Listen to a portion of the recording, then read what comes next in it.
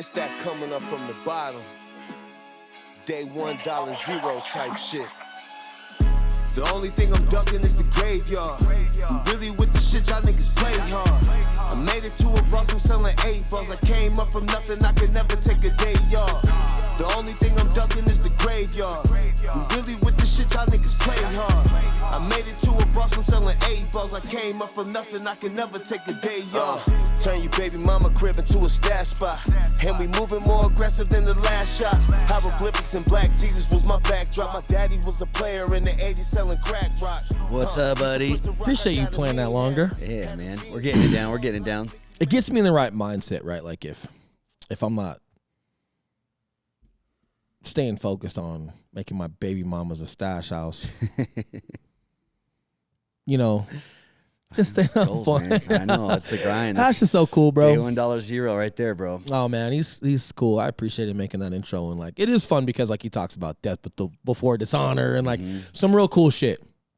But then he's got his own stuff in there, and I appreciated that he did. Like we make jokes, right? Like man, the N words and Black Jesus are so fitting for two bald white dudes on a podcast. But it is because it's like, you know, as much as he spoke about some stuff that is toward us, he also had some of his in there, and like the whole intro was about him and promoting him and just being proud of him and like his success and just being appreciative that he made that. But I didn't want it to like every time it played, I didn't want it to like make me think of me. It makes me think of like Hash and like just his different songs and shit. Other like, Day $1 shit, man. And dude, he's such a cool guy, man. Like his freaking story, dude. One day we should have him back on the podcast, but just talking about just him, you know? Yeah. No, we should just like he's a just good guy. commit to that. When we started training together, dude, it was I'd never met a person like him, dude. It was just real good. Super really peaceful, man. Been to prison, but like peaceful guy and like really interesting. And I remember meeting him, and the circumstances I met him under was hilarious. Borderline, we'll call it borderline illegal. We're not going to go too off the grid with that. But I will say, I'm in the back of the car. Yep. And he like turns around and was like, "Hey, what's up?" And I was like, "Hey, I'm Eli's buddy. Used to be a cop." And he's like, "Cool." And he knew I was being fucking funny. Well, he knew I was telling the truth. But he knew I was saying that to be funny because of the situation we were all meeting each other in. And he was like, "Yeah, that's what's up." I was like, "Cool, bro." Like, hilarious, and dude. It's cool, man, because you know, man, he's been on one side of the fence with some things, and I grew up on a certain side of the fence. Not saying that I can understand everything about life or anything like that, but like he's had experiences on one side of the fence with the law. I clearly have a different.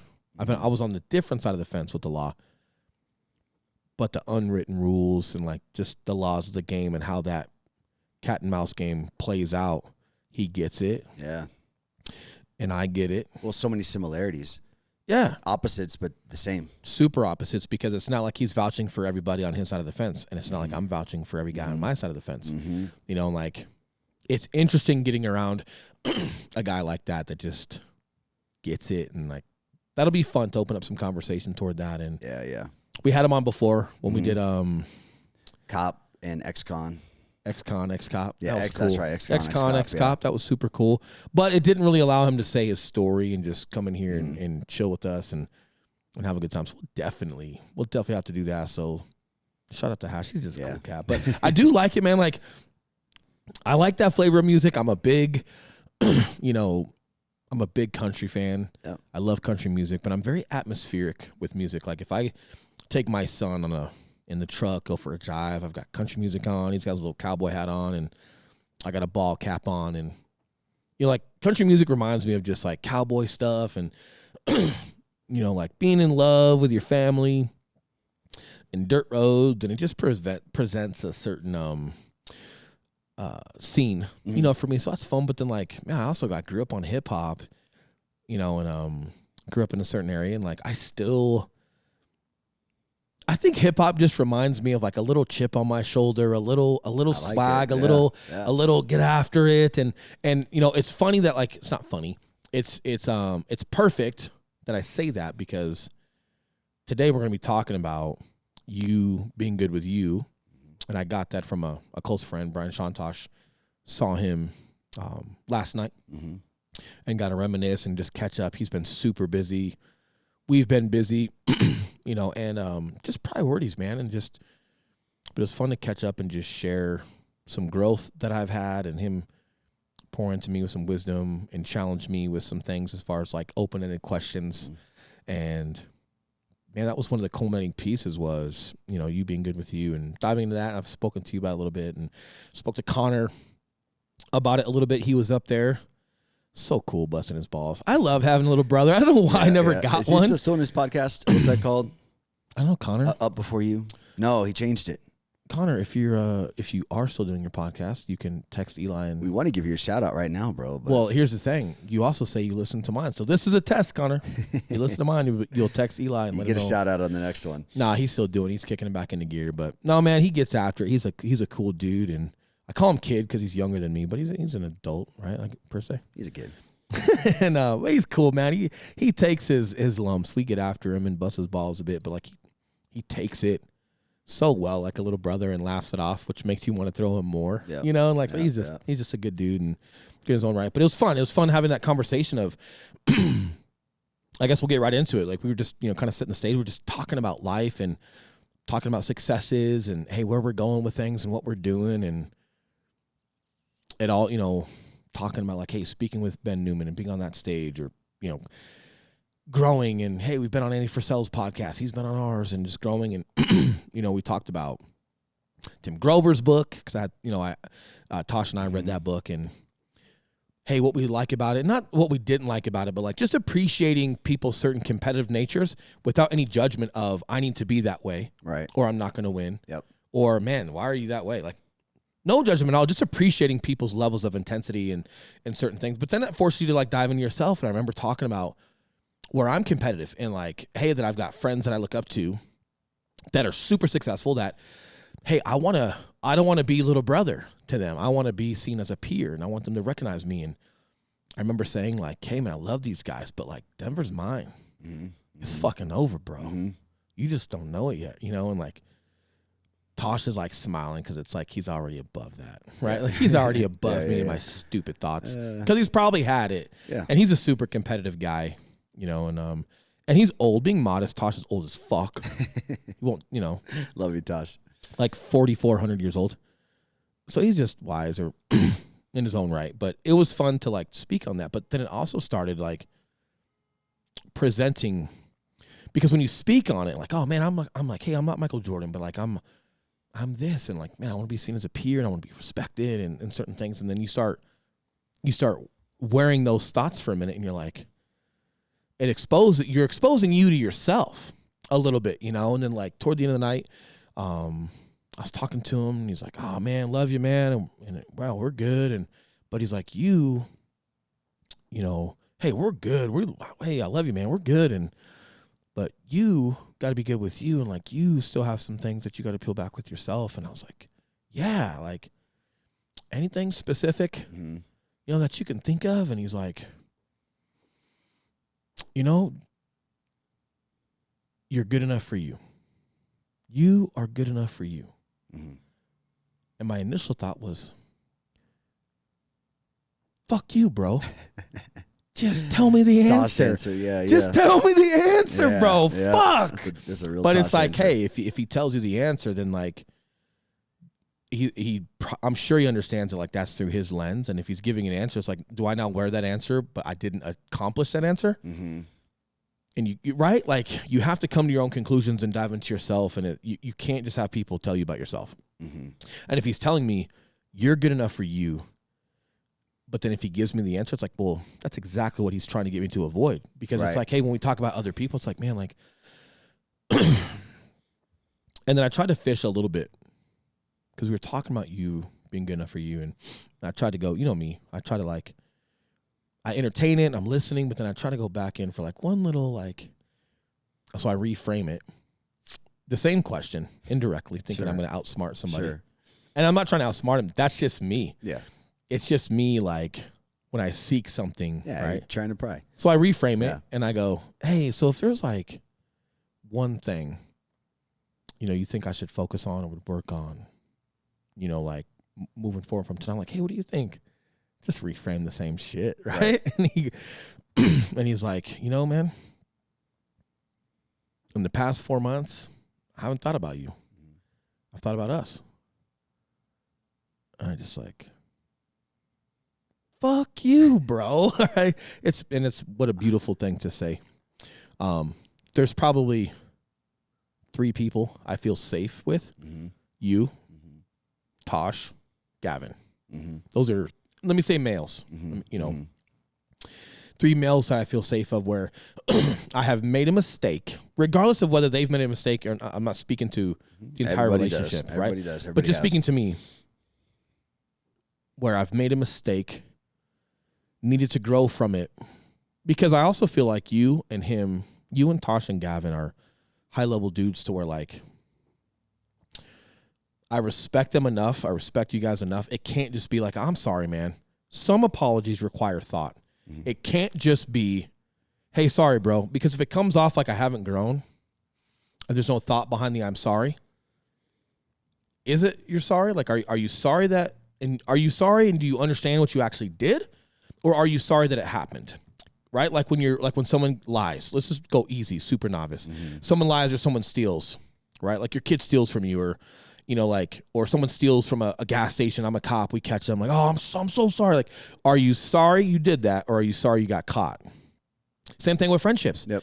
Hey, are you sorry and do you understand? And have you dove in and given thought and growth to what we're going to speak to? Or are you just sorry that it happened? Because they're not the same. No, totally different. Right? And you can actually not be sorry that it happened, but be sorry for your behavior. Right? And like, we can get into a different podcast down the road, productive friction of where it is needed. And friction does identify certain things about us. Yep. And it allows you to grow if you choose to grow.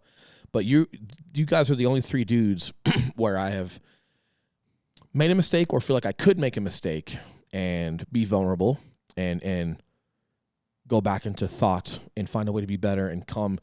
And I would still get the same hug and love you too, bro, from you guys. And like, man, that's a liberating place to be with it's beautiful. Dude, it is. It's a beautiful place to be. I've never had it before you. Yeah. You know, like there's maybe one other, maybe Gavin outside of you that like, you know, I look to with that same sort of respect, but man, it's rare. Man, a lot of people go through their whole life not having that whatsoever. Yeah, and it's special. And it's very special. You know, but like, so of course I didn't get more out of that. And it was good because you guys know me. You 3 know me very well. Tosh knows me. And I didn't need any more. I didn't need any more explanation. I didn't need any more, even though I'm eager. Because so like sometimes you can be so eager to learn that you're going at a pace where you're missing it. Versus like, hey, you don't need any more response. You don't need any more reassurance. You don't need any more one thing this, one thing that. Like, you are good enough for you.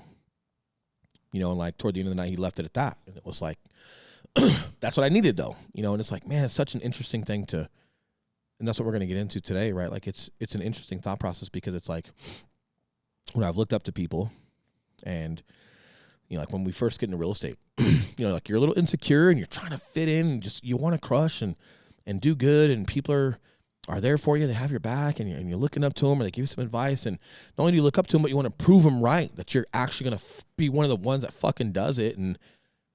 But then does that, you know, organic feeling turn into all you do is look up to them, which turns into, hey, are you doing things for a validation from them? And if you don't get a validation from them, now you just don't even know how you feel about yourself, because how you feel about yourself is coming from a different source. So then like that's off. And then you start seeking, you start fawning for recognition, or you start changing your behavior to what you thought, to what you think they would want it to be in order to solicit the response you're looking for, versus just diving back into yourself and like, hey, are you good enough for you? Do you love yourself? Do you respect yourself at a deep level, per Tosh's phrase? And that's like your beacon. Like it's okay to get positive reinforcement or accolades or a pat on the back from other people, you know, but like that cannot be your beacon. Does that make sense? Yeah. Well, man, it's the classic, like, man, you've got zero control over that. And someone may like think the absolute world of you, but if they're not the person that's going to voice that, what, how is that leaving you feeling? What do you, and it's not their fault. It's on you. It's your fault for like to seek something to a point to where like that's also what's validating you. And the flip side too, like we mentioned before, like the false validation of people that are just saying, good job. And maybe in reality, you're not doing a good fucking job. Maybe in reality, you're not doing things that you should be doing. Yeah, like, hey, you're in the top 20% of real estate. Oh, hey, great job. 1,000%. But you could be doing so much more. Or maybe you don't know, but because someone said good job, or you someone, think you're doing the right fucking thing. Yeah, exactly, right? Or like for me, I don't think it's that. I know. Not for you, no. I know, like I have conversations with myself, and I know where I could be better, where I'm not better. But if I distract myself with seeking validation from others, and I do this too, like as we level up, I see that behavior tend to creep back in, kind of like when you pick up rank in the military, right? Like you first become a sergeant, you kind of fawn toward the other sergeants because you're new, like even though you know what you're doing and you know what the standard is and you know what you being good enough for you is, if someone were to break that down, because you're a new sergeant, you're kind of out of your own element a little bit, and you're listening and you're eager to learn from other sergeants to a point to where you kind of lose your bearing a little bit, and you're seeking that because you want to fit in with the other sergeants. And the fact of the matter is, you starting their car in the morning, you getting their food, you asking them questions that you already have answers to just for the sake of making them feel like they're pouring into you is not what's going to get anything you're looking for from them. It's you being good enough with you, as in you going out and being a professional and adhering to a standard and listening when you're supposed to listen and execute when you're supposed to execute and do what you know is a great job, because the Marine Corps would not put you in a sergeant's role if you hadn't earned it, from my experience, period. And then just resting on that and focusing on your craft and be good enough for you, because if you are good enough for you, they will recognize your achievement, they will respect you, and you can just be one of the dudes. Well, and I think, man, it leads you also to do the things that you need to be doing where you're not going to get any recognition at all. But low key, that shit's being recognized. You know what I mean? And just being able to recognize it in yourself. So when you're not getting any credit from anybody, but you get credit from yourself. At the end of the day, just going home and going, man, good day. Man, fucking crushed it today. Like, cool. Hey, let's do that tomorrow. Like, it's kind of the whole not too big, not too small thing, right? Yeah, well, just being okay with you, like just the recognition you give yourself, knowing you're doing a good job. And I also think like you being good enough for you is also like forgiveness. It's also like if you make mistakes or if you're not doing as good as you can in your relationship or your career or in fatherhood, just recognizing it and not necessarily passing so much judgment on yourself, but just recognizing and going like, yeah, man, like I'm not being the best dad I could be. Like, I'm not interacting with my daughter. I'm not involved here and there. And like, I am starting to see her act out a little bit. And then just having some forgiveness to like, don't overanalyze it and then guilt yourself into like paralyzation, but to then just, hey, man, all right. So then, hey, what could I do where I would be good with my involvement, my standard? And then you start figuring out those actions. And then you just go do them. And then even right now, man, like, okay, recognizing this thing. And then how much time could you spend overthinking, not you, just in general, how much time could you spend overthinking this and then beating yourself up when it's like, hey, your kid's in the next room and you could just go start playing with them right now. There's that. And man, I feel like overthinking is abused, just like overtraining. Oh, I'm overtraining. No, you're not. Yep. Do you know how hard you got to train to overtrain? Yep. Ask that to Tosh, right? Like as he's doing his 100-hour thing. Yeah, I agree. No, but you have to build up to that. So I don't think we overthink as much as we think we do. You might just be thinking in the wrong direction. You might be thinking with the just not the right analysis as far as like, hey, why are you thinking what you're thinking? And whatever you're thinking, where's it coming from? And why are you doing what you're doing? And just being able to remove your ego and just really try to get down to the source of something. So then when you do think on it,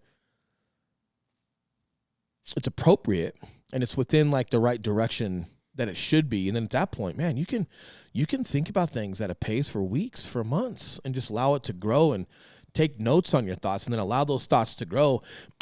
But if you don't have your beacon appropriate, then you're thinking in circles. That's so like, problem. But is it overthinking or is it just like you're spinning your wheels? I think it's more so like, You're spinning your wheels at the starting line versus like those tires gripping the road and it launching you down the racetrack. Yeah, yeah. Your tires spin just as many times going down the racetrack as it did when you did a burnout, but the burnout got you nowhere. And I look at But it was the same amount of tire spin. So it's like, hey, it's the same amount of thinking, but what we're calling overthinking really isn't overthinking. It's that, hey, you don't have your beacon's not in place and like you're not in the right direction and you're spinning your fucking wheels. I think direction's a big part of it. I think, is it something you can actually control is part of it? Or are you just thinking about things that haven't even fucking happened yet? Yeah. That you have no control over somebody's reaction, somebody giving you credit, like all this stuff. And all of that has agenda to it too. We were talking about this before the podcast, like as I've leveled up a little bit or gotten into a different crowd, I get encouragement to speak about certain things. But like I'm not in a place where I feel like I want to, or that I'm not comfortable with it. But like my big thing when I speak is it comes from a level of practitionership, right? So if I speak a little bit about my past to give context so you guys can understand like who I am or where my thoughts come from or where some things come from, to just give context to what led to today, I think that's warranted. But to do it to a point to where like I'm placing myself above an audience, it gets uncomfortable for me. And it gets uncomfortable for me because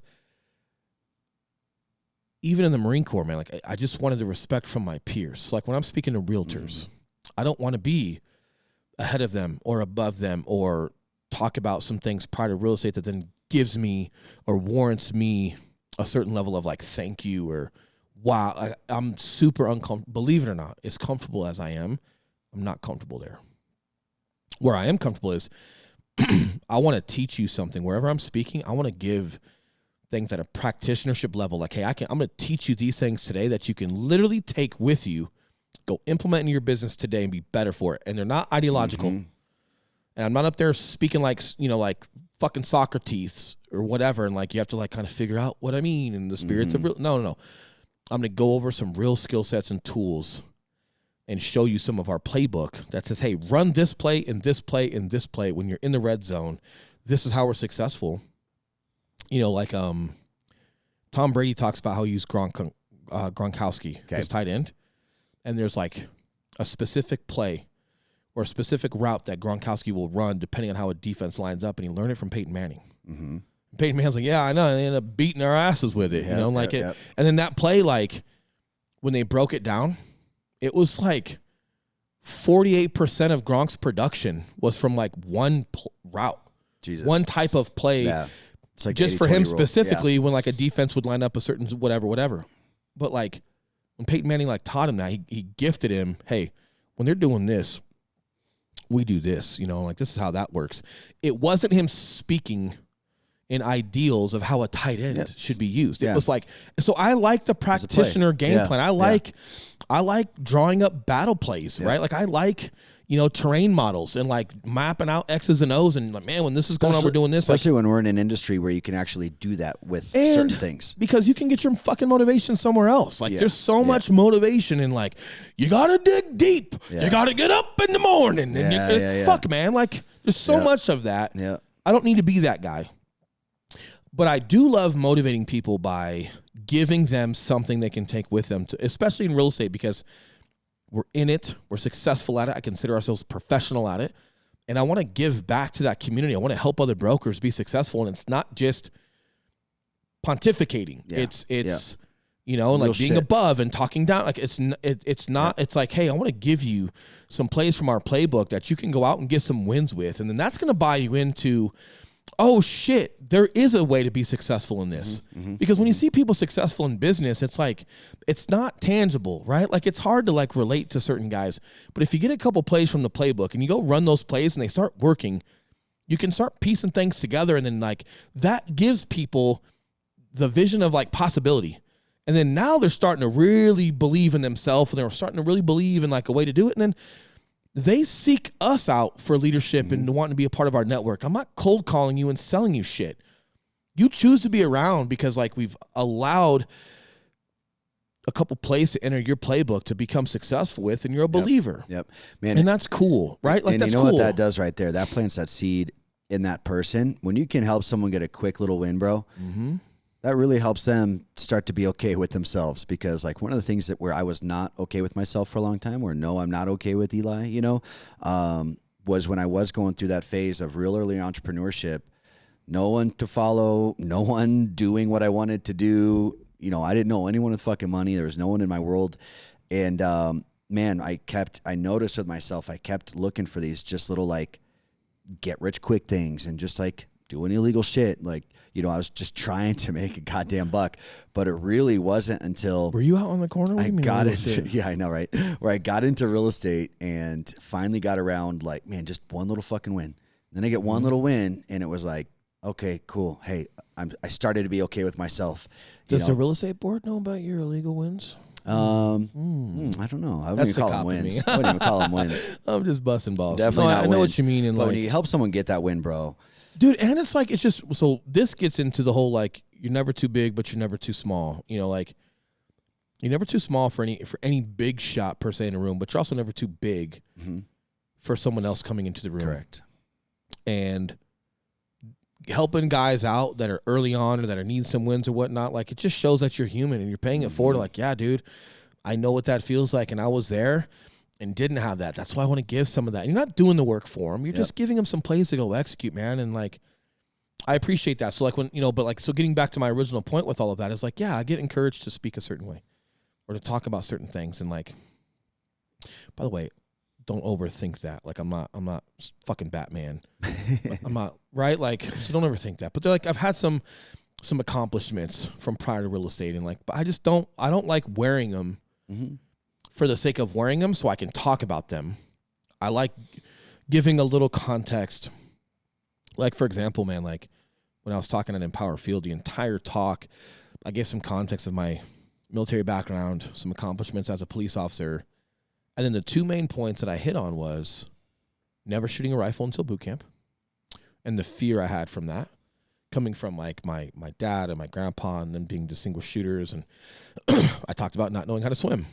You know, so I cover a couple funny stories to like break the ice with it. But then I also talked about how out of everything that helped me start over, sell cars, get rid of everything, and sleep in a pantry, out of everything that helped me start over and go into like this unknown element of something I'd never done before, is because I had been in a place where I hadn't done something or known how to do something before, and I knew the amount of work it would take to be proficient at it, but I also knew that it was possible to put this amount of work into something and be proficient at it. So it wasn't like the high speed stuff that I was talking about. It was my vulnerabilities of having a hippie mom and not having, you know, not even being around guns and, you know, like having my sister throw me in a pool as a kid, and it freaked me the fuck out. And like, I just never re-engaged in a swimming pool. And I played sports year round.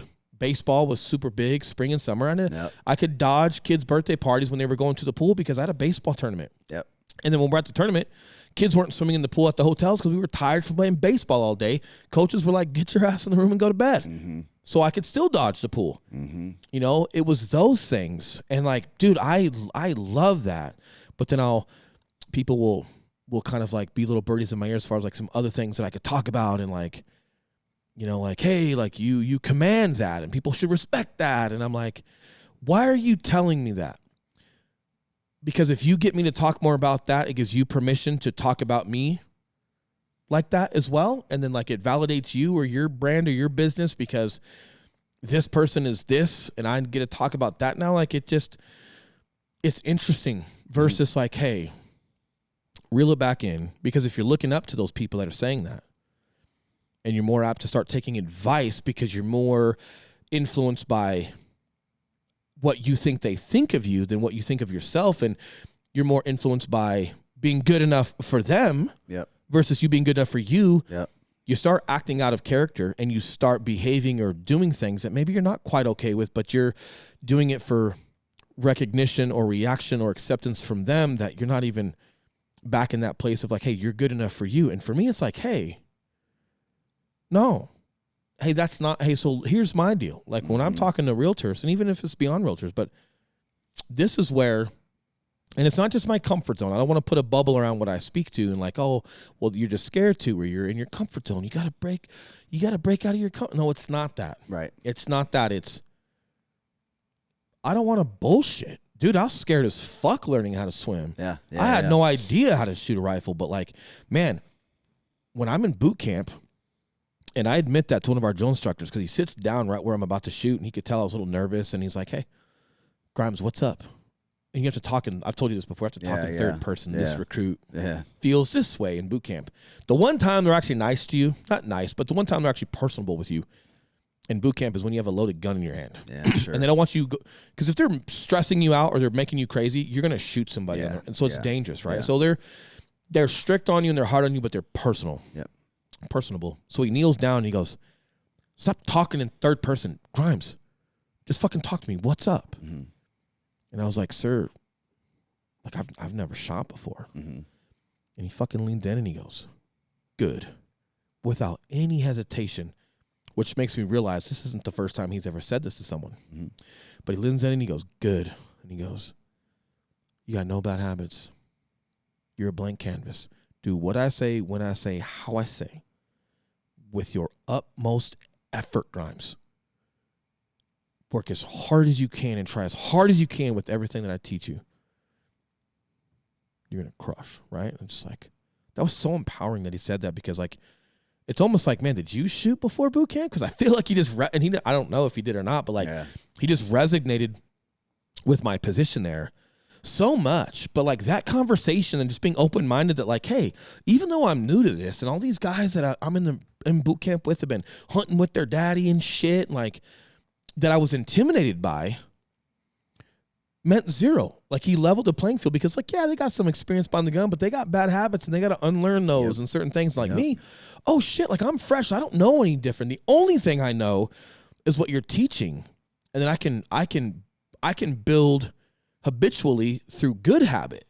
Oh, like it leveled the playing field, man. It like that process of that was just cool. So like, I don't want to be a badass. I don't want to like, oh man, you served with SOCOM or you know, being at division schools. You know, like there's some cool shit that I accomplished, but I don't want to give a false representation that like I'm above you. Yeah. Because that would not be true. Because I didn't even shoot a rifle until boot camp, and I didn't even know how to swim, dude. So like for me to stand on a physical stage or a metaphorical stage when people are around me and allow that to be placed above, like I'm uncomfortable if I give that perception because that is not true. Yeah. That is not true. Well, it's just not true. And I think so much of it depends on the room and the audience. And like, here's the thing: like people, just your command presence alone, people are already putting you up. In real estate, like people already like put you up. And when you have someone that you already have up here, and then you hear them talk and everything that they're saying is only like building themselves up more, it doesn't have a good effect on people. Like the reason The Rock is The Rock is because everyone has him up here.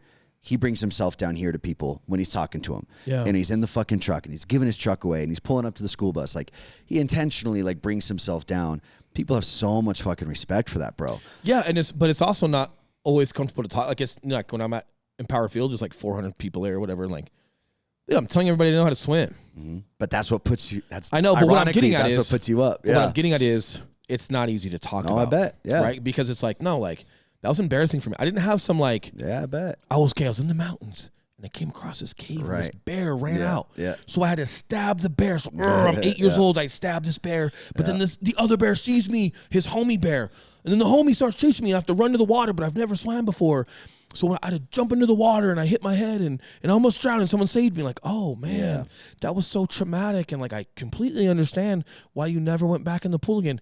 No, it wasn't that. My fucking sister threw me in the fucking deep end, 6 feet, not that deep, at my grandma's clubhouse at her little townhome. Yep. And it freaked me the fuck out and I never got back in. It's not romantic. Terrifying, embarrassing, silly, relatable.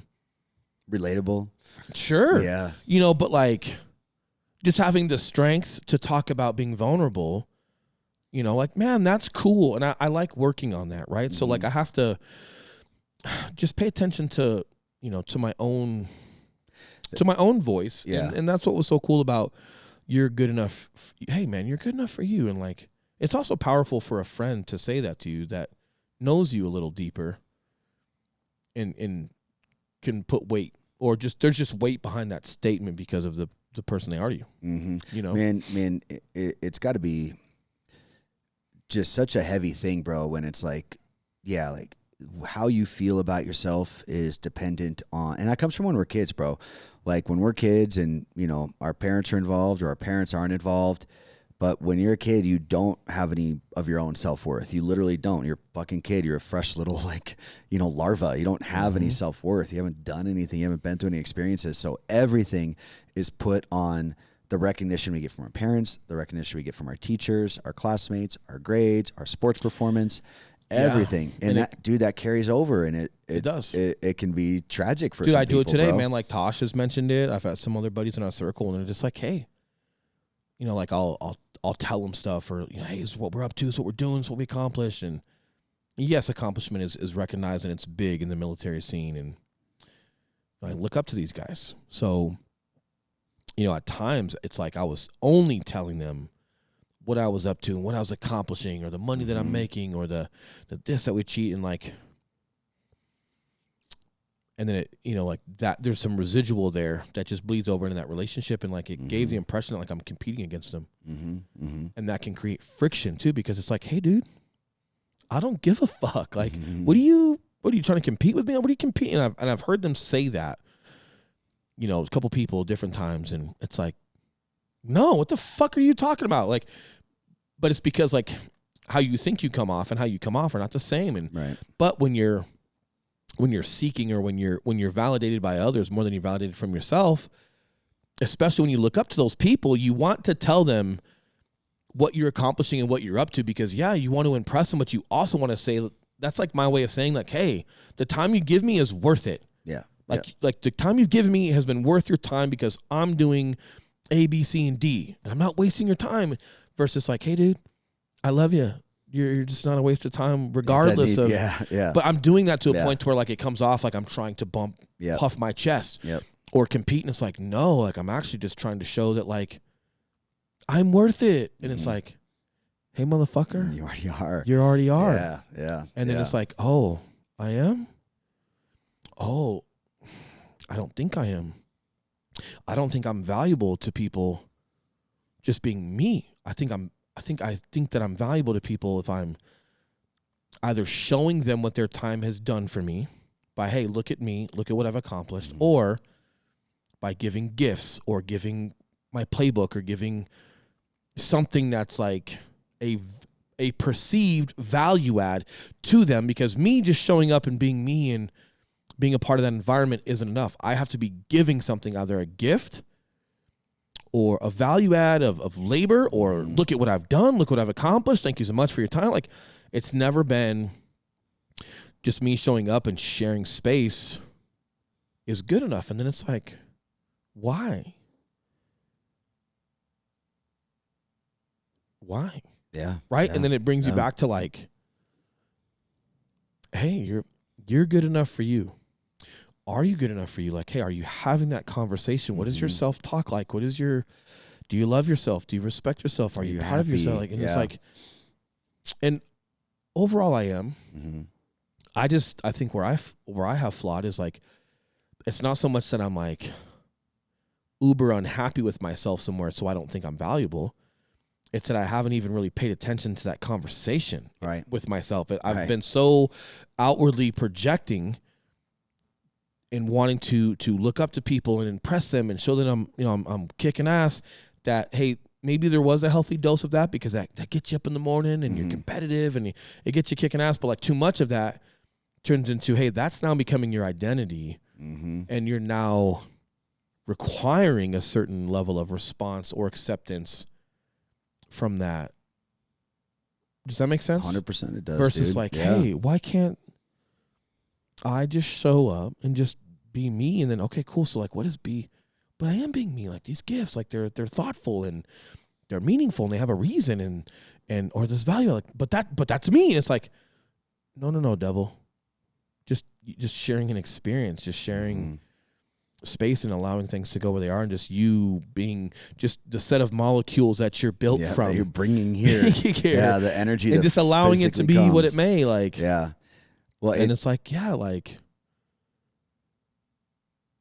but it does. So you start thinking about that deeper, and then that goes into like, you know, just representing yourself well and being proud, and hey, you know, being yourself when no one's around. Yep. Not just when people are around. That's the hard, but also learning how to be yourself when no one's around. Like when no one's around, are you thinking about everybody else and what they think of you? Right. Or are you thinking about you and what you think of you and where you can make improvements for you, not for the sake of something else or someone else? And there's just a lot of cool things to digest in there. So long story long here, like I'm proud that I've identified some of that. And I'm proud that like I'm now like focused on a lot of that. Nowhere near where I need to be, but even that statement alone is like, well, where do you need to be? The fact that I'm identifying it and working on it is like, it's that, man. It's not the destination, it's the process, right? So now that I've identified that, enjoy the process of expanding your behavior and your thoughts in that realm now that you found it, versus trying to be so eager to go back to an Eli or a Tosh or a Gavin and go, hey, I found myself. I'm here. And they're going to like, but you're telling it to me. So no, you're not. You should be telling that to yourself. And like, are we ever here? Where's here? Like, well, then that's versus just enjoying, hey, I've identified some of these ideologies and like, and they resonate to me. And hey, don't try to find any destination with it. Just enjoy the process of exploring that thought process. And right? just being, period. Just being, and just being okay with how we are today, and understand that, hey, over the course of life, we're going to change into something else, and being okay with that too. And then there's another metric that, man, like people just don't talk about enough. And that's like the happiness metric of like, hey, do I feel happy? You know, like, in a lot of people, in like when with my friends, like, man, some of the best things that, I don't need friends to fucking do shit. I could care if a friend's making $1,000 a month or $1 million a month. You happy, bro? How you doing? You know, like when I see friends that are like happy and stuff, or appearing happy, and I talk to them and they sound happy, hey, all good. You know, where I get like, I could give a shit what people are doing.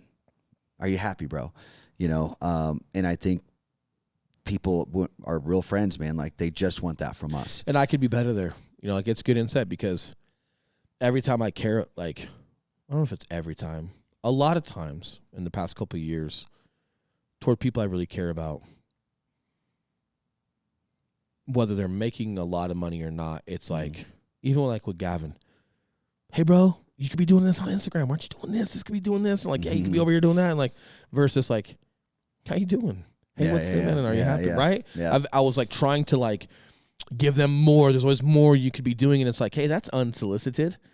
Right? Like, hey, but I think it's coming from, you're trying to add value. It you comes know, like from a way that, But the problem is, I was trying to add value, but it was more about me than it was about them. Right. Because that was my perception of how I'm valued. I'm valued if I'm giving more, either gifts or insights or how-to for social, whatever. Like, that was how I was perceiving being valuable, which then in turn is selfish versus just being more oriented toward the person that I'm speaking to and engaging and listening to that person. I've done it with Tosh. I've done it with you. I've done it with Gavin. A lot, you know, and it's like, yeah, cool. Like, don't overly judge yourself, because yes, you meant well. And I always know at heart I mean well. I don't ever doubt that. But just because you mean well, that's not the finish line, right? Like, meaning well is just, okay, cool. If you mean well and you have integrity and morals and you care, cool, because then you being good enough for you will mean something to you, because you'll be able to hold your own standard. If you're a psychopath, I don't know. But just because I meant well doesn't mean it ended well. Doesn't mean it was well received. Doesn't right? Like, it just, and it's just being less self-absorbed with the externals, if that makes any sense, right? Like being self-absorbed about the externals, what I thought the externals perceived me as or valued me as such, versus just listening more and giving more care and paying more attention to where value could be added versus thinking, okay, I'm this and I'm just value add. And then I just try to give that to everybody versus like, no, people might need different things from you. People might need nothing from you, but just you. Yep. And if you're not listening or just paying attention to the relationship, you won't know where to be the value add. You're just trying to be a value add, which in turn can create friction or misrepresentation. Like people think you're puffing your chest and you're whatever. There's just a lot of like discombobulation there, unintended, but it's still there. And it's like, that's the thing that I've been like turning the page on. Yeah. And man, that could be stressful, man. Like I imagine like, you know, if you're having to think like, okay, yeah, like how can I constantly add value? I'm just like, well, here's my shit, first solution. That sounds exhausting. It is. Like, it is. But if it's just kind of like how you've been behaving for years, you don't know how exhausting it is. But I think the first thing is, now that I've identified it, I now need to like assess my circle, not just my close friends. My close friends are good to go, right? Like, but just the other circle around me, the intermediate circle around me of like, okay, now that I've identified that, if I ever start falling back into that cycle, hey, why? Like, because if people are around me that aren't okay with me being good enough for me and not requiring anything more from me, should that person be around? Like, are there people planting seeds or shedding some light on some expectations that they'd like for me or whatever? Oh man, like, hey, what is that? You know, or like if I feel like people will only recognize me if they can share an accolade or take credit for one of my accolades. Exactly. Should I be around that? Versus some of the closest guys that I have around me, I've never, ever heard Alex Chapman, Tosh, you, Gavin, Brett. I've never heard any of you dudes ever require or plant seed of like needing more from me or speaking to me in a language that made me feel below you or nothing, right? So like I know the appropriate parameter. And all those guys you just mentioned, I pay attention to how I feel without any expectation, without anyone trying, without me having to try anything. And I just feel happy around those guys. Yeah. Like I just have a good fucking time. They inspire me. Like they just fucking make me happy. And that's beautiful. We laugh. And me, if I'm not giving those guys a value add, I don't feel I'm a value. But well, and subconsciously, and I didn't even realize. Yeah. Like it wasn't like I was cognizant of that, and then just like because I'm super depressed or some weird. It's not that. I just didn't realize how much I was trying to overvalue a certain situation in order to receive love or accreditation or recognition. Yep. To the point to where like, hey, it can create friction and miscommunication and misrepresentation of yourself. And I think too, it creates like false expectation from others, which can lead to disappointment. Like if you're so focused on like bringing all this value and stuff, but it's not reciprocated, or I don't hear something super kind from them. I'm like, you're gonna, fuck? Yeah, you're gonna expect it back. You can start overthinking and overanalyzing things versus like, so I've come to a good realization, and I've identified with some of those recently, which is really cool. And so now moving forward, it's just like, hey, if I feel some of that creep back up, it's like, hey, that's my responsibility. I've got to handle that. But like, hey, why? Like, am I around certain people, like in the speaking world or the leveling up world or the real estate world, to where like I'm out of my comfort zone and it's just me manifesting that, and I've got to put it in check? Or is it coming from the outside to where like people are speaking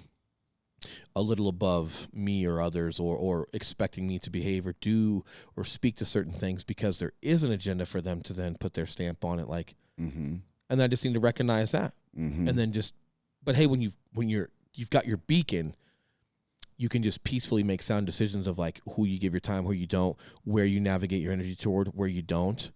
And I feel like I'm just starting to kind of like identify some of it to the point where I've got a little bit more sight on my beacon. And man, like the happiness metric is what I'm doing and the people I'm doing it with. Do I feel happy? Period. Am I having fun with work? Like I do. And I tell people all the time, like the only reason I got in shape is because I liked music and I liked pre-workout. That's the only goddamn reason. You know, when I first Yeah. started working out, bro, it was like And staring at scattered ass at for the real, gym. dude. Like fuck that. Like, man, it was like I loved getting in the car, 2 scoops of fucking NO Explode, like heavy metal meat. It was fun. Jesus. And then it lets you go. Like, man, 5 years later, you're like, oh shit. Like, man, I'm kind of in shape. Like, Yeah. That's how, like, I love business like that, to where it's like we're just having fucking fun. You're enjoying the people you're doing it with, and man, for you guys listening, like, if you're not having fun, no, don't get me wrong, we do things that aren't fun all the goddamn time, right? Yeah, pushing a ton of fucking weight isn't fun all the time, right? There's plenty of days where you don't want to go to the gym, but enough motivation to take some pre-workout, turn on some good music. Hey, you're getting there. Well, it's also just understanding, like, just getting your foot in the door and just, hey, you don't have to have it all figured out to make progress. Yeah. You know, like, it's just that. And then it's also just understanding, like, hey, if you're looking for your beacon, you know, like, if you're looking around and, like, where is it at? Or hey, stop looking around. It's you. Yep. Just pause, sit in your car, and, like, look down at your chest or look in your rearview mirror and look at yourself and go, oh, okay, it's me, and I'm right where I need to be. In whatever direction I choose to go, okay. But you're your beacon. You stop. And I felt like I've looked for that subconsciously, not really realizing that. But, like, yeah, a lot of validation from an inner circle, like, and just really lack of self-worth, but not in a toxic way, not in a I realized I was doing that way, just habitual behaviors over time that then manifested into a necessity. Dude, especially when you've been hardcore for decades in these things. Like, I feel like this starts 100% of people when we're kids. But then, man, when that goes into, like, some careers where it's like there's very clear hierarchies. There's very clear, this person's above this person, above this person, above this person. And there's ranks you have to climb. And there's, hey, this person doesn't demand this much respect. This person has earned this much respect. And there's just these very clear fucking rules. Well, and, like, just the fear too, man, like, in the cop world or, like, corporate world, like, you kind of have to, like, love on your leadership how they want you to get along. Right. And unfortunately, or fortunately, because now I'm identifying with it, but, like, yeah, man, if you weren't a slight, not kiss up, but, like, there's egos in the police world. And there's egos that get attached to rank and leadership. And if you're out being good enough, you're just good enough for you. Yeah. I bet No, that's a like, problem. you gotta pat. I bet that's a problem. I had one sergeant that was 2 sergeants early on that were really good that didn't. They were pouring into us. They were really good leaders. The rest of them, for the next 5 years, not calling them bad dudes. It's not that. They liked a little bit more pat on the back and a little bit more, hey, Sarge, good morning, Sarge. What are you doing this weekend, Sarge? Yep. Oh, got barbecue. I'd love to come, Sarge. A little bit more, you know, fanning you with feather. Finessing, Yeah, a little bit more finesse, a little bit more, because it fed them. And I'm not saying that I don't like a little bit of accreditation, but you could definitely tell that they would pad some of the other, you know, where they were receiving that, they were a little bit more friendly too. Yep, And if you weren't part of that club, Yep. you know, like, my last year, it was really hard with that. I bet. And I rebelled against it. Yeah. Because I've also got this thing in me where, like, it could be immature. I don't know how to identify. I'll try to explain it, but, like, I've got this thing in me to, like, if I feel like I've got to do something for the sake of doing it or whatever, like, even if it's good, I won't. Yeah. Just for the fucking principle. Yeah. You know, and it's like, I just, like traffic. I don't know, like, everyone's getting off and going here because it's like, nah, I'm gonna figure out a different way. You know, like, so even if, you know, but, like, yeah, man, like, I rebelled against that a little bit to where, like, you know, my dad gave me some good advice. My dad and I's relationship's gotten a little bit better the past couple of years, and which is good. Different day. But the one piece of advice my dad gave me, because when I was identifying some of that behavior as a cop, I wasn't rude, but I would through body language or something, I would let you know I didn't care for you. Yeah, I bet. Yeah. But I didn't really have a real reason not to care for you. I just noticed everybody else kissing your ass, and I'm just not going to do it. Versus that having nothing to do with me, and just treat the guy how you want to treat the guy, regardless of how everyone else is kissing up to him. That's have no bearing on how you treat the guy. If you like the guy and you enjoy the guy, Cool. just enjoy him. Don't think that that's going to be taken as ass kissing, like you're perceiving everyone else. And then now you're making a point to be borderline passive to someone over how everyone else is behaving versus me just liking and engaging with a person for what that relationship is separate from everyone else. I wouldn't. If I saw that behavior toward a sergeant or toward a certain officer, literally by default, I wouldn't engage. And I remember I was talking to my dad one time, and he's like, Will, you don't have to like anyone, but you also don't have to tell them. And I was like, here's where it hit deep for me. Because at that point, my father and I's relationship was not that good. And when he said that, it was like, true. And it was also like, I'm doing that to my father. You know, like there's a couple things that we just had to work through, and there's some things that like I didn't like about the family, and some of it I felt was embarrassing to me, and because some of it was on social media. But then I just made a point to display my behavior or my language in a manner that was confrontational. You told him what you thought. Yeah. Even when I wasn't telling him what I thought, I was telling him what I thought about my behavior. Gotcha. Yeah. You know, and it was like, and it's like, hey, at some point it's like, got it. But like, so what is that? Is that any better than what we're doing over here that you're so embarrassed about? Like you're embarrassed about the family's behavior and how they're treating each other publicly or whatever, right? But is what you're doing any better? Like, oh, you now have the right to not only display that, but then you just display that for years because you're mad, and you can't come around at all without showing everyone how you feel. Or, you know, and it's like, and then it was like, okay, so I don't have to like my dad. I don't have to like other officers, but like at what point do you have your own standards of behavior where you just, you compose yourself? Like, hey, if you can't compose yourself and you just have to show this attitude or this body language, then just don't go. But you just can't help yourself, can you? And it's like, And then I was displaying that with cops. You know, like if someone was getting their ass kissed or sucked up to, it's like, or what I perceived what was, I would go out of my way to make sure, I didn't want to talk to you. And it's like, is that any better? Like, because that's just as fake or out of yourself behavior as people kissing someone's ass, because you're literally blowing someone off for the sake of it because of how you're perceiving something versus getting to know that person and having a relationship completely separate from everyone else and just engaging, without any bias. You're engaging with a negative bias, just like they're engaging with a false positive bias. Like, are you any different? Yeah. You're just as fucking stupid as everyone else then, right? Like, point. and it's like, man. Yeah.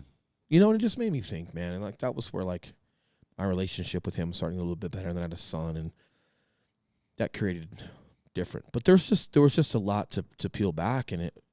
But it was also like, was I seeking certain behaviors from people? And like when I saw people kissing their ass, like, but then that sergeant wouldn't go out of his way to engage with me or talk to me, then like, hey, is it because they're getting their asses kissed, or is it because they're not feeding a compliment or something to you, which in turn validates you, so you're taking a negative response from something that's not necessarily even real, it's the whole cycle, which then creates a behavior in you is real, but from something that's not necessarily real, but you've manifested it, versus, if you're good enough for you, are you?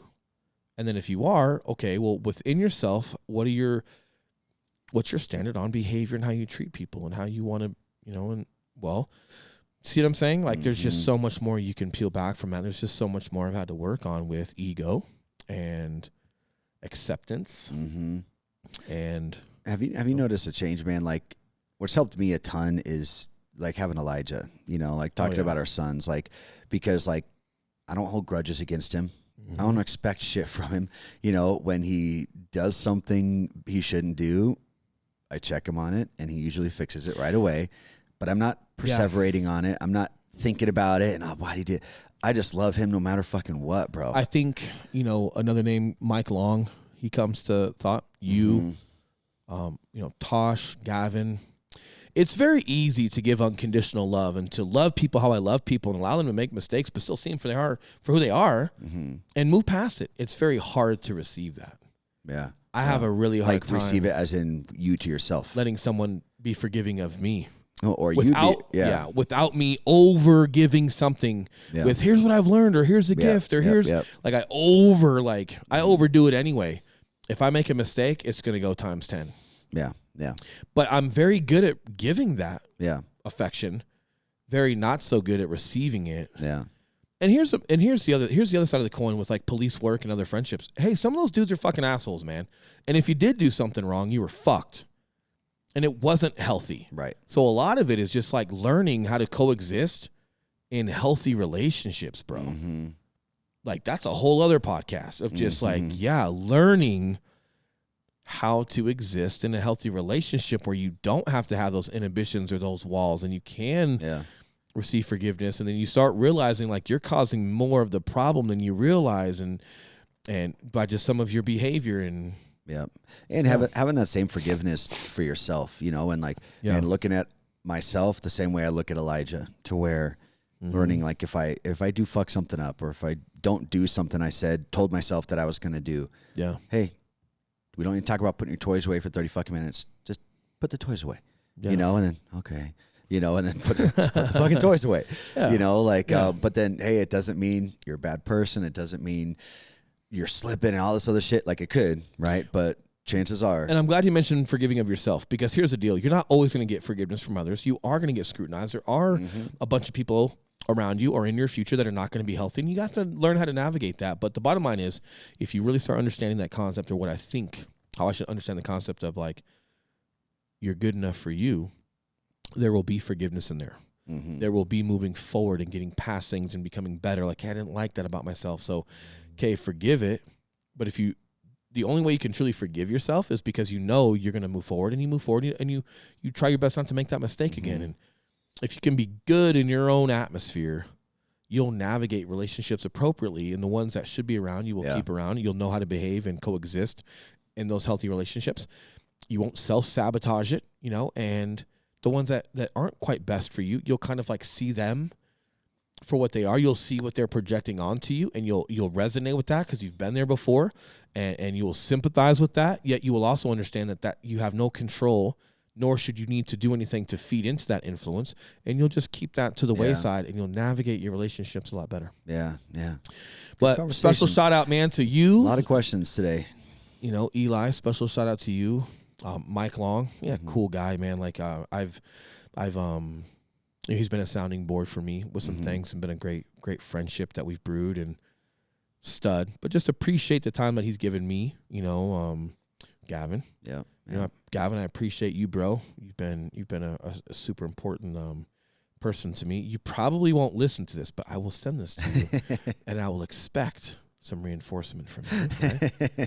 Kidding. And no, I'm kidding. No, I'm kidding. He's going to replay back like just as a test. He's going to go, okay. Yeah, and Tosh, man. It was good to see him the other night. And, man, we grew a lot. And it's just the things I was able to absorb and take in from that. And just the recognition of mistakes that I've made. But then, you know, I've gotten the same thing from you before. Where, like, you know, when like you just butt heads or made mistakes. And then it's like, hey, man, I love you, bro. And then the person is like, I love you too, dude. And they just give you a big hug. It's like, wow, that's powerful. Yeah. You know, and it's just like, I'll say this.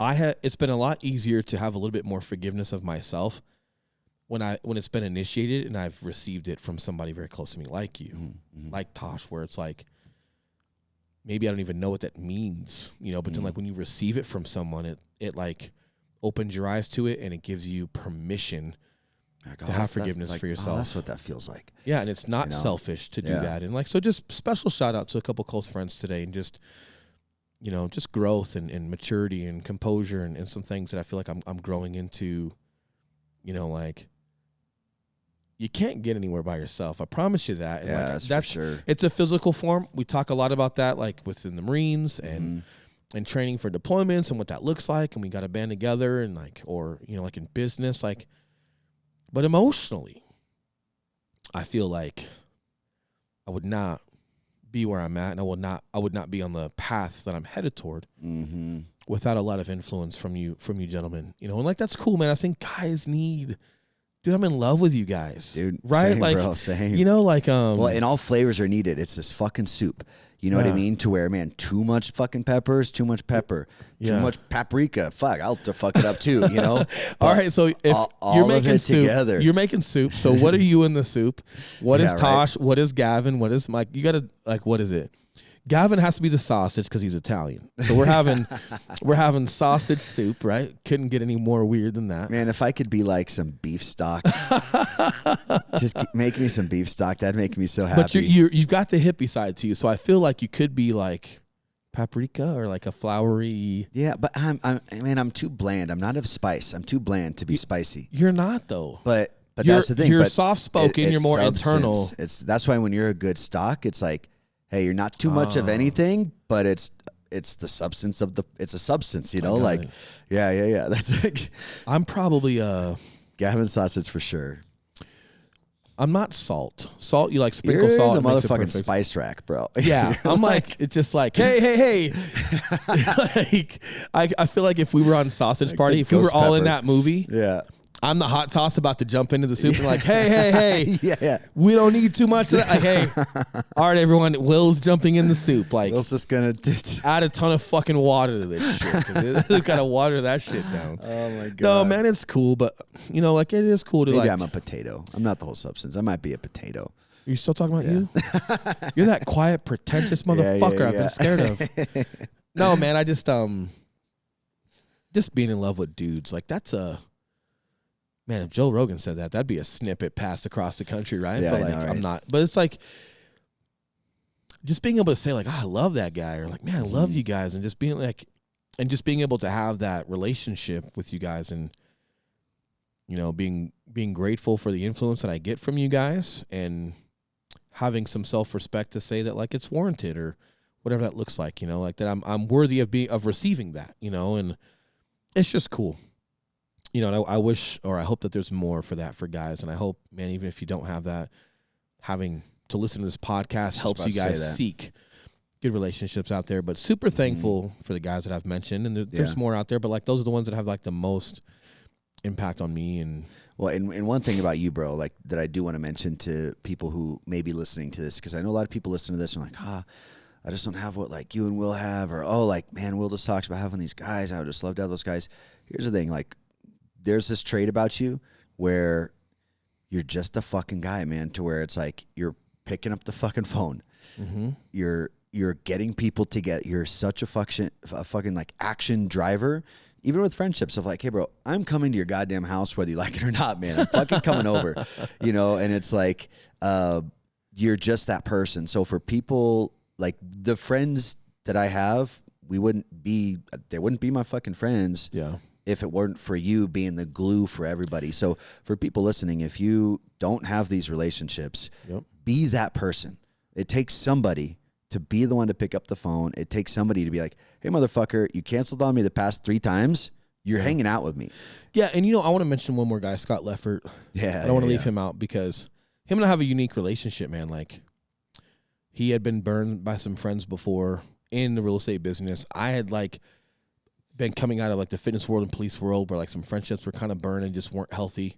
We both had like some of that fear and inhibition, and him and I leaned on each other when I first got to real estate. He was also new in the lending world, and he was my preferred lender and would go to buyer prezos. I mean, we just grinded. Long story short here, like we just grinded together, but we butted heads a couple times, and it was all fear-based. It was all him being scared of like, am I really this loyal? Am I really this person I'm going to be within business? And you know, I kind of had a little bit of the same, you know, and like, you know, but we trusted each other enough to be a little bit vulnerable and like speak to some of our fears before it ruined a friendship / business partnership. And, you know, very rarely can like both people have the same fear and butt heads with it and like work through that. Usually it's like, if I'm fearful of one of you, you guys are stable and at least in that lane, and they're able to like absorb that, you know, and be the patient, be the stable person inside of that conflict or whatever. And him and I both had something very similar, but leaned on each other with business, and man, like introduced him to you, and